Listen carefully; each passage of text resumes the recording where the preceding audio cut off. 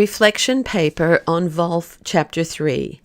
One of the most transformative truths presented in this chapter is that the Trinity turns toward the world and invites and welcomes all of hostile humanity, including you and me, God's image bearers, into God's embrace.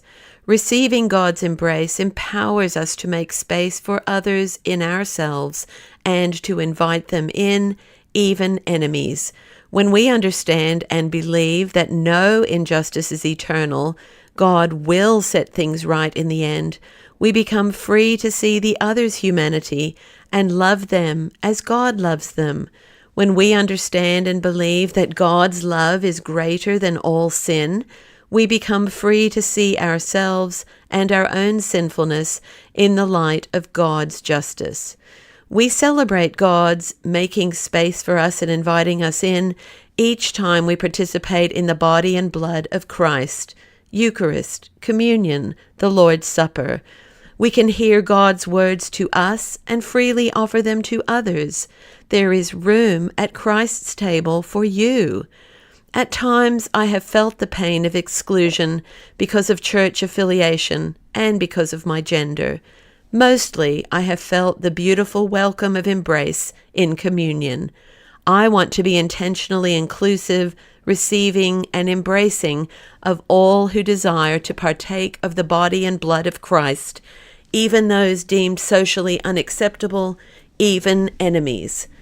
Easter is the ultimate celebration. Great timing for this week's assignment when we remember Jesus' death and resurrection in a special way. I love Wolf's succinct definition. The cross is the giving up of God's self in order not to give up on humanity. The God who never gives up on us models for us how to live a life shaped by the cross of Christ and the life of the triune God as we embrace the other, whether friend or enemy. Wolf reminds us that forgiveness is a passage leading to embrace. During these closing days of Lent, I am drawn to reflect on the cross, where we see both God's new covenant, God's embrace of unfaithful humanity, and how we can live from that place of embrace. 1. God makes space for humanity in God's self. We too have work to do to make space for the other in the self and to rearrange the self in the light of the other's presence. 2. God is self-sacrificial and did all of the hard work of repairing the broken covenant. We too are to be self-sacrificial and self-giving in the way that we treat the other. 3.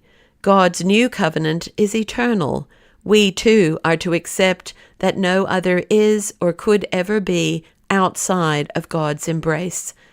Wolf's reflection on the prodigal son story was deeply moving and helpful in pondering various relationships personally and in my pastoral work. I see myself in all three of the characters. My deepest desire in all relationships is to cultivate the will to embrace. I am encouraged to discover and nurture balanced places of healthy interdependence in close family and church relationships. This is challenging because good role models are few and far between. The pitfalls of overdependence and over-independence lurk menacingly on both sides of the narrow pathway.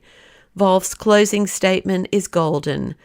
Guided by the indestructible love which makes space in the self for others in their alterity, which invites the others who have transgressed to return, which creates hospitable conditions for their confession and rejoices over their presence, the Father keeps reconfiguring the order without destroying it, so as to maintain it as an order of embrace rather than exclusion.